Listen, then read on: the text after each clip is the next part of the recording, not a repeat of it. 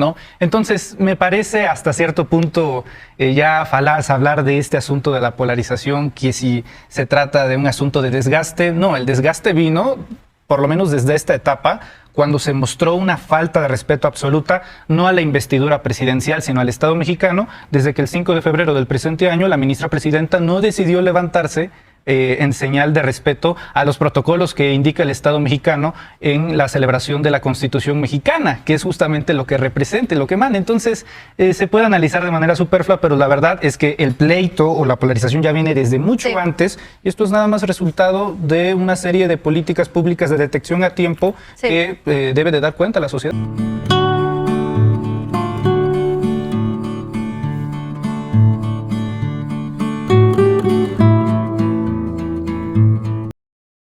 Vamos a ir a este debate muy interesante que se llevó a cabo entre Manuel Pedrero y dos panistas de la derecha. Vamos a escuchar este debate muy bueno donde Manuel Pedrero deja sin argumentos a estos señores de la derecha que defienden los privilegios de Norma Piña y los ministros del Poder Judicial. Amigos y amigas, vamos a ir a este video muy interesante.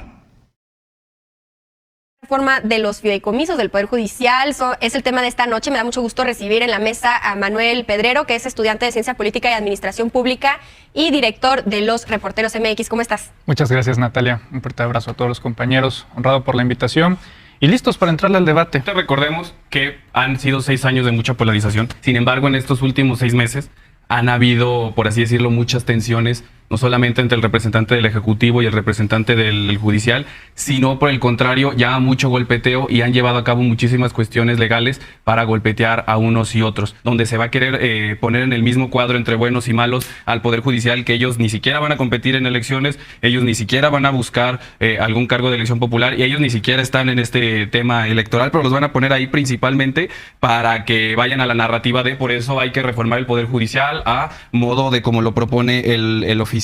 ¿Cómo se lee este conflicto? Manuel, tú, por parte de Morena, que eres más afín, ¿te gusta esta misma interpretación o cómo lo leerías tú? Bueno, simpatizo con el Movimiento de Regeneración Nacional, no soy militante del partido político Morena, pero sí me llama mucho la atención que sea en este momento, en este contexto, que se dé esta cobertura mediática al tema de la Suprema Corte de Justicia de la Nación. Si uno analiza los medios de comunicación en los últimos 5 años, desde que inicia el gobierno del presidente Andrés Manuel López Obrador, no vas a ver un punto tan alto dentro del debate público, dentro de los periodistas, columnistas, intelectuales y de los propios medios de comunicación, ya sean tradicionales o alternativos, que se hable con tanto énfasis de la Suprema Corte. Y no es gratuito porque esta tensión me parece que inicia no desde el gobierno de Andrés Manuel López Obrador. Este concepto ya me parece a mi gusto quemado, rebuscado de la polarización, que se habla del concepto desde el 2018, pero la verdad es que no inicia en 2018, ni en el 2012, ni en el 2006, ni en el año 2000, ya viene desde hace por lo menos un siglo y hay muchas formas por las que podríamos intuir y asumir que la polarización no nace con Andrés Manuel López Obrador. ¿Pero te refieres a una polarización como social, política? Tanto social, política y en el propio Poder Judicial, porque si uno analiza los últimos 3 sexenios antes de Andrés Manuel López Obrador, nos vamos a dar cuenta que los 3 titulares del Ejecutivo Federal se llevaban de maravilla con el Poder Judicial. Tanto es así que en el caso de 2000 a 2006 con Vicente Fox Quesada, es justamente el titular de la Suprema Corte de Justicia de la Nación, el ministro presidente, quien en contubernio con Vicente Fox Quesada le dan cabida al proceso de desafuero del entonces jefe de gobierno del Distrito Federal, Andrés Manuel López Obrador, lo mismo con Felipe Calderón y lo mismo con Enrique Peña Nieto. Tanto es así que la actual ministra presidenta de la Suprema Corte es justamente una recomendación de Enrique Peña Nieto, ¿no? Entonces, me parece hasta cierto punto ya falaz hablar de este asunto de la polarización, que si se trata de un asunto de desgaste. No, el desgaste vino, por lo menos desde esta etapa,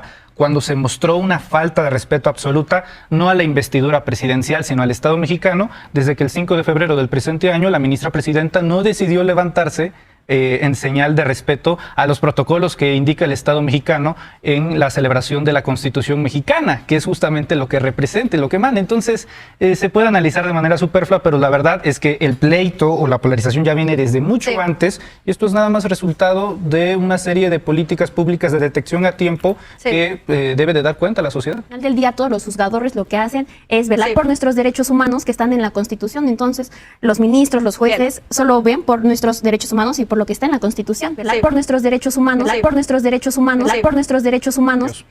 Déjame empezar diciendo que se hablaba aquí que se buscaba derechos humanos, ¿no? Que los magistrados, los jueces, los ministros, básicamente todo este andamiaje, toda esta estructura que tiene el Poder Judicial es nada más para velar por los derechos humanos de la ciudadanía.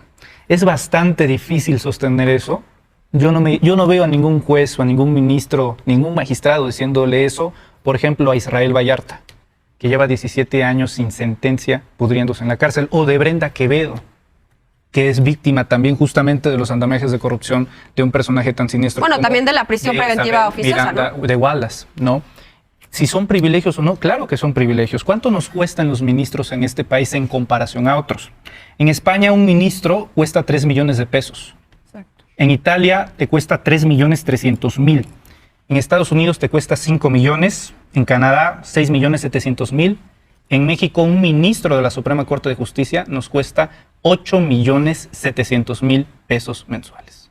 Que es una diferencia muy grande que decir de esto, Monse. Ay, bueno, para empezar, los jueces, como ya comentó la compañera Mónica, corren muchísimo riesgo. ¿Saben cuántos jueces han sido asesinados, amenazados de muerte por la mala política de seguridad que tenemos en el país?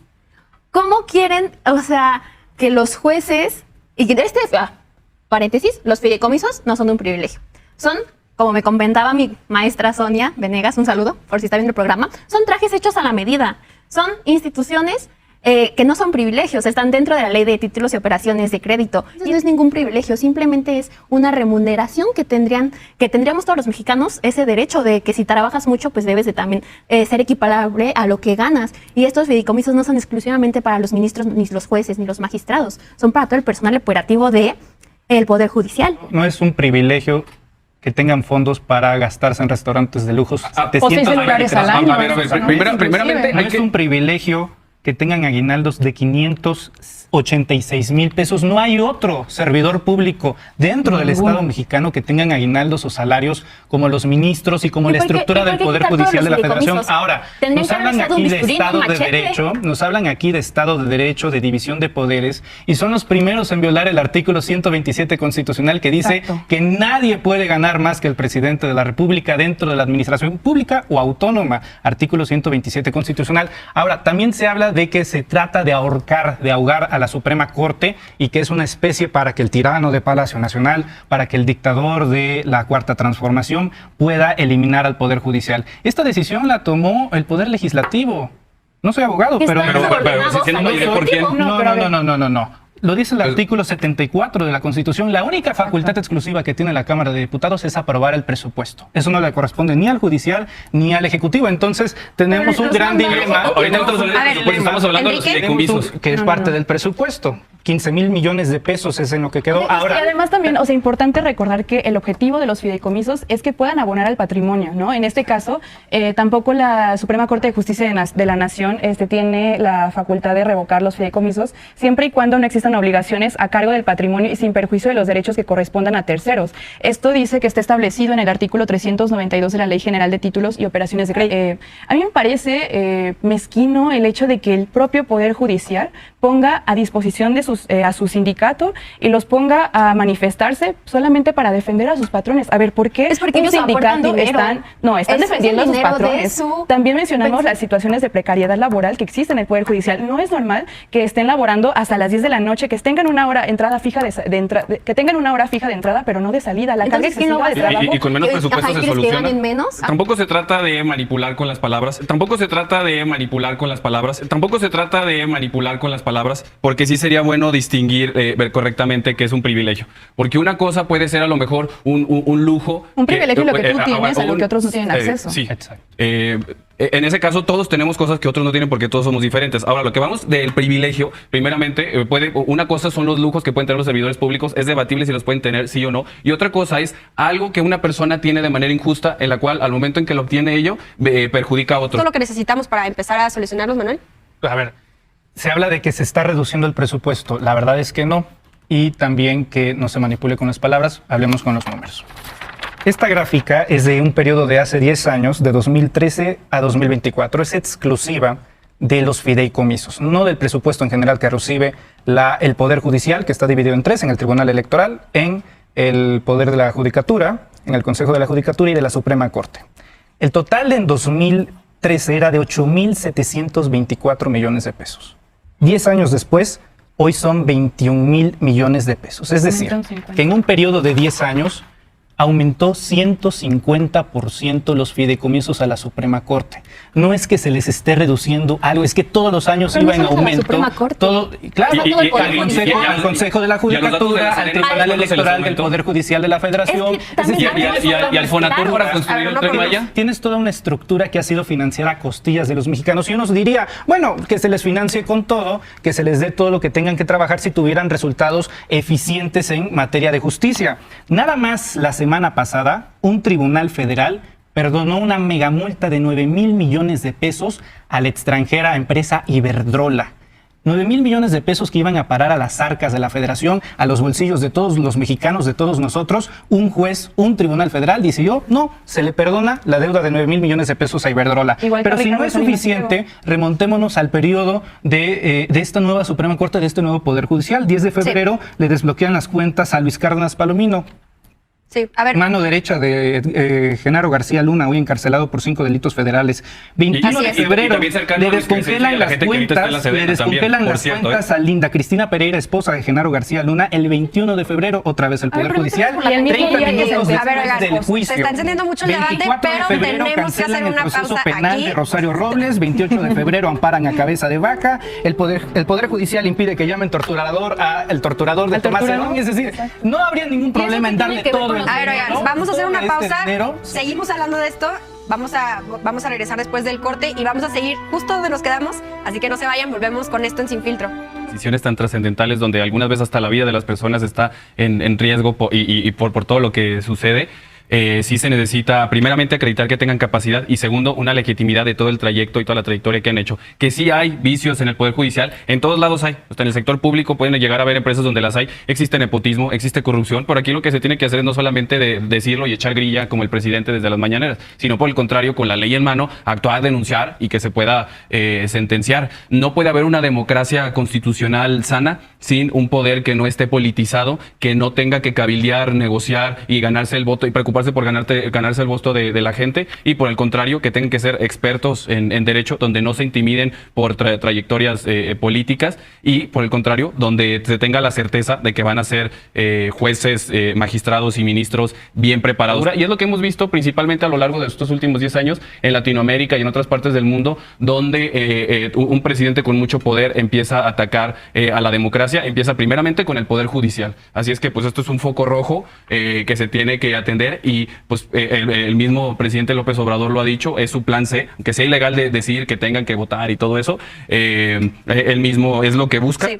Y pues como tal, eso es lo que quiere hacer, pero posiblemente no vaya a pasar. Los jueces son impartidores de justicia, pero ¿quién realmente cuestiona las decisiones de los jueces? O sea, siento que también se tiene como este fetichismo de que las instituciones no pueden ser ni cuestionadas, ni tocadas, sí. Y por eso también tiene tintes políticos que no por nada, de repente vemos al PAN diciendo, el INE no se toca, y de repente vemos que Marco Cortés dice, la Suprema Corte de Justicia no se toca. Entonces también ver qué clase de actores políticos están detrás de estas manifestaciones ciudadanas. Jueces, los ministros, son electos popularmente, van a tener que ahora ser políticos. Y van a tener que votar hacer campaña, ¿no? Público que también representa y hay que entender también que la naturaleza constitucional de una Suprema Corte también tiene que ver para poder evitar el abuso de poder que da la legitimidad a las personas que con el voto popular pues están abusando de ello. A ver, Manuel, tú ves a podríamos decirlo, bueno, tratando de imaginar este escenario, podría haber algo positivo, podría haber algo negativo en quizás ver a candidatos, por ejemplo, a magistrados candidatos a ministros. ¿Cómo se vería ese escenario? ¿Te parece un escenario positivo? La gente suele equivocarse muchísimo menos que los políticos. Los ministros de la Suprema Corte, no por vestir toga dejan de ser políticos, son figuras políticas, lo son. Forman parte de la estructura del Estado mexicano. Son 3 poderes de los cuales uno no lo escogemos y prácticamente lo que viene aquí a decirnos el Partido de Acción Nacional es cómo se le ocurre a estos mexicanos pedirles que escojan y tengan interferencia en las decisiones que llevan al ritmo del país. De ¿no? estudios y capacitación constante, no son políticos que ni siquiera tienen licenciatura. Hablando de eso, me llama muchísimo la atención que a la hora de defender los privilegios de la Suprema Corte y del Poder Judicial, se utilicen ejemplos que ya han ocurrido, pero justamente con los que ocasionaron la tragedia. Por ejemplo, la seguridad de los ministros es algo que estoy viendo muy repetido en foros conservadores. Es que hay que proteger a los ministros, ponen su vida en riesgo, y nadie habla del caso de Arturo Saldívar cuando fue encañonado en el sexenio de Felipe Calderón Hinojosa, cuando Genaro García Luna era secretario de Seguridad Pública, porque votó en contra de algo que quería Felipe Calderón y la vida de Arturo Saldívar estuvo en peligro. Y yo no veo a nadie del Partido de Acción Nacional poniendo ese ejemplo tan tangible en defensa de la supuesta protección que ahorita merecen. Otro punto, el tema de los trabajadores. Normalmente, y esto lo podemos ver históricamente en Latinoamérica, cuando hay decisiones tan radicales y trascendentes para, en este caso, parar con la casta, con los privilegios de la Suprema Corte y del Poder Judicial, la derecha necesita un escudo con el que la sociedad pueda identificarse. En este caso son los trabajadores.